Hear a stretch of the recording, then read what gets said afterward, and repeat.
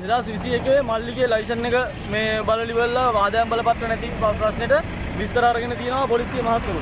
මේ දැන් කියන්නේ ආදායම් බලපත්‍ර නැතුව ධාවනය කරා කියලා තමයි එයාට මතකත් නැහැ 2021 වෙච්ච සිද්ධිය.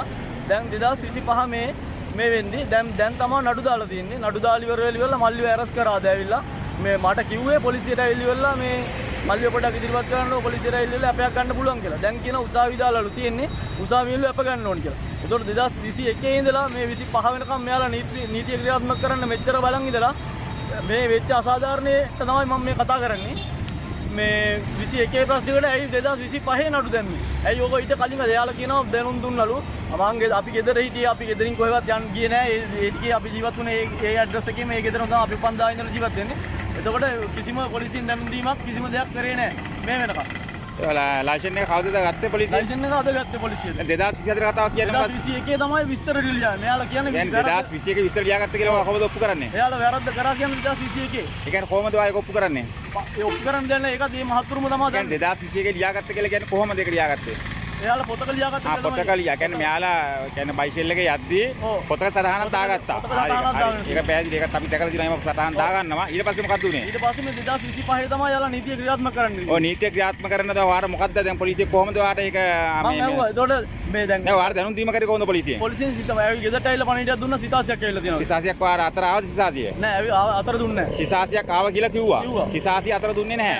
ඒතර සිසාසිය ලැබුණෙත් නෑ ඔයාට. දැන් ඔයාගේ නිවසටම ආවේ පොලිසිය. පොලිසියෙන් ඇවිල්ලා මොකද්ද කිව්වේ? කිව්වේ මෙහෙමයි මේ නඩු දාලා තියෙනවා උසාවියන්ට. එතකොට පොලිසියෙන් එහෙම සාමාන්‍ය අපි දන්න තරමේ සාමාන්‍ය ඒක කිට් එකක් දෙනවා එක්ක සිසාසියක් නෙවන්න ඕන. එහෙම දෙයක් හම්බුන්නේ නැහැ. ඒතකොට දැන් වරෙන්තු වෙලා පොලිස් නිලධාරිගේ නම මතකද? නෑ නිලධාරිගේ නම. නිර්ගෝම නම්බර් එක මතකත් නැහැ. ඔරයිට් ඊට පස්සේ මොකක්ද උනේ සිද්ධිය? ඊට පස්සේ මේ ටෙලිෆෝන් නම්බරේ තියෙනවා. ඔව් ඊට පස්සේ මොකක්ද උනේ සිද්ධිය? කිව්වා මේ වරෙන්තු වෙලා තියෙන්නේ මේ පොලිසියට එන්න කියලා. ලයිසන් එකේ කොපියකුත් අරන් එන්න කිව්වා. ඉතින් ලයිසන් එකේ කොපියක් අරන් මල්ලි ආවා. ආවට පස්සේ මල්ලිව ඇරස් කරා. ඇරස් කළා කිව්වා මේක උසාවි ප්‍රශ්නයක්. මේ ඒකින්ද උසාවියෙන් තමයි අප දෙන්න ඕනේ කියලා. ඊට පස්සේ දැන් මල්ලි ඇරස් කරලා තියෙන්නේ. හවුද ඇරස් කරේ? අද දිනේ කියන්න. අද 2025 10යි 11. වෙලාව කීයද දැන්? දැන් වෙලාව 1:57යි මල්ලි ඇරස් කරේ 12ට. 12ට. නෑ ඇරස් කරාම පස්සේ දැන් පොලිසිය කවුද හම්බුනේ? ඔයිසි මහත්තයද කවුද? ඉන්න ලොකු මහත්තයා හම්බුණා මේ කවුද ඔයිසි මහත්තයද? නෑ එස්ఐ මහත්තයා. එස්ఐ මහත්තයාට කතා කරන්න කිව්වා මහත්තයා තාම ඇවිල්ලා නෑ. ඔව්. එතකොට මේ මහතුරුන්ගේ මොකද්ද මේ ප්‍රශ්නේ කියලා අහපුවාම පස්සේ මේ මහතුරු කියනවා මේක අපිට කරන්න දෙයක් නෑ මල්ලි මෙතන ප්‍රශ්නයක් තියෙනවා කියලා අපිට තේරෙනවා. ඔයාලා ඒක ලෝය කෙනෙක්ව හයර් කරලා ඉවරලා වැඩේ කරන්න මේක කතා කරන්න කියලා. ඔව් එතකොට එතනින් ගියාම එතකොට දැන් මේගොල්ලෝ කියන්නේ උසාවි දානවා කියලා. උසාවි දානවා. උසාවි දාන කෙනා එතකොට අද ඇවිල්ලා සෙනසුරාදා. එතකොට උසාවි දාන්නේ කවදද? එතකොට ඉතින් සෞන්ද තමයි මල්ලි සෞන්ද තමයි දන්න වෙන්නේ එතකොට නේද? ඒතර දැන් වාට වෙච්ච අසාධාරණ සම්බන්ධතාව මොනවද ප්‍රකාශ කරන්න තියෙන්නේ?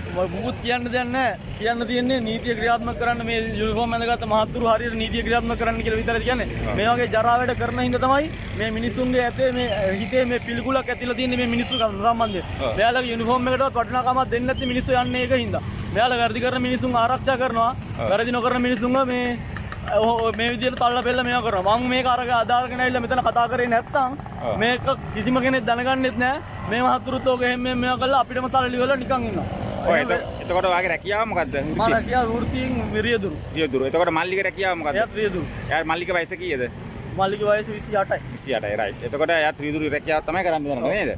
රයිට්. එතකොට දැන් ඔයා මොකද්ද බලාපොරොත්තු වෙන්නේ? බලාපොරොත්තු වෙන්නේ මුකුත් නෙමෙයි මේකට සාධාරණයක් ඉෂ්ට ගන්න කියලා. අපි වැඩ කරන තැනින් තමයි මෙයාලා අපි අරගෙන ආවේ. එතකොට අපි දවසේ මොන හරි දෙයක් හම්බ කරගන්න ඕනේ මේ රැකියාව කළා. ඔහොම කල්ලි වල රැකියාව කරන තැනින් ඔහොම අරන් ඇවිල්ලා මේ විදිහට මේ නීතිය ක්‍රියාත්මක කරපුවාම අපිට වෙන දේ පොඩ්ඩක් හිතන්න ඕනේ. මේ මහතුරුන් නම් රජයෙන් පඩි ගෙවනවා. අපිට රජයෙන් පඩි ගෙවන්නේ නැහනේ. අපේ කියන්නේ රජයෙන් පඩි කියලා කියන්නේ මහ ජනතාවගේ බදු සල්ලි වලින් තමයි ඒගොල්ලෝ වැඩක් ගෙවන්නේ. හරි. එතකොට මේ මහතුරු ඒ වගේ නිලතල දරනකොට හරියට වැඩේ කරන වැඩේ හරියට කරන්න ඉගෙන ගන්න ඕනේ. පොලිසිය මොකද්ද? අනුරාධපුර පොලිසිය. නෑ වායි මෙතන පොලිසියේ එච්.ඔයි මාත්‍ය හරි එස්.පී මාත්‍ය ගාවට ගියේ නැන්ද? නෑ මාත්‍ය යන්නේ නෑ මම එච්.ඔයි මාත්‍ය ගාවටවත් මේ කිසිම කෙනෙක් මොකද මේ ලොකු මහතුරු කරපු වැරද්දක් නෙමෙයිනේ. පොඩි මහතුරු කරපු වැරද්දක්. එතකොට පොඩි මහතුරුම මල්ලි වෙල්ලියට දාන්න ඕනේ. එහෙම නැත්නම් උසාවි ගියොත් එහෙම මං මේ කරන විදියට මේක මීට ඉස්සරහට මම කරගෙන යනවා. මම ජීවිතේ නැති කරගන්න උනත් මම දෙපාරක් හිතන්නේ නැහැ. දැන් වාට මෙච්චර අසාධාරණයක් වෙලා තියෙනවා නම් අපිට පුළුවන් මේක සමාජගත කරන්න පුළුවන්. වාට පුළුවන් මේක මේ පොලිස් කොමිසම සභාවට වාට මේක දැනුවත් කරන්න පුළුවන්. තේරුමක් නැහැ මහත්තයා. මම හිතන්නේ සාධාරණ කිස්ට් වෙයි කියලා. නෑ මේම රාජ්‍ය ආයතන පිළිබඳව මම කිසිම පැහැදීමක් ඇත්තෙම නැහැ. මම එහෙම ගණන් ගන්නෙම නැහැ මම. ඒ කියන්නේ ගණන් ගන්න නැති හේතුව තමයි සාධාරණ කිස්ට් වෙන්නේ මේ අපේ රටවල් වලට මෙහෙම වෙන්නේ මේ කියන්නේ නීතිය ක්‍රියාත්මක කරන්න ඉන්න මහතුරු ටිකවත් හරියට නීතිය ක්‍රියාත්මක කරනවා. අනිත් නිලතල වල අනිත් තැන් වල ඉන්න මහතුරු කොහොම වෙතත් නීතිය හරියට කරනවා නම් අද මෙහෙම වෙන්නේ නැහැ මේ රටට. පොලිසි මහතුරුන්ට පුළුවන් ඔය බොඩි කැම් හයි කරන්න කියලා. ඒවට පොලිසි මහතුරු එයි මේව වෙන්නේ නැත්තේ. ඒවත් කරන්න ඕනේ. ඒව කරා නම් මේ ප්‍රශ්න අද මෙහෙම වෙන්නේ නැහැ. එයාලා පොත්වල ලියාගෙන එනවා. පොත්වල ලියාගෙන ඇවිල්ලා එයාලට මෙහෙන් නඩු නැහැ කියලා මෙයාලා මෙහෙන් ප්‍රෙෂර් කරනකොට එයාලා අර විස්තර වලට නඩු දානවා. සාධාරණ නෑනේ මහත්තයා. ඉන්ෂුරන්ස් කාර්යය වගේ. රන්දෙස නාලිකාවෙන් මේක සමාජගත කරනවා. මේක නියෝජ්‍ය පොලිස්පතිතුමා අනුරාධපුර දිස්ත්‍රික්කයේත් පොලිස්පතිතුමාගේ අවධානය පිණිස මේකේ සිවිල් නීතිය දන්න අය මේ දරුවාට උදව් කරන්න කියලා අපි ඉල්ලීමක් කරනවා.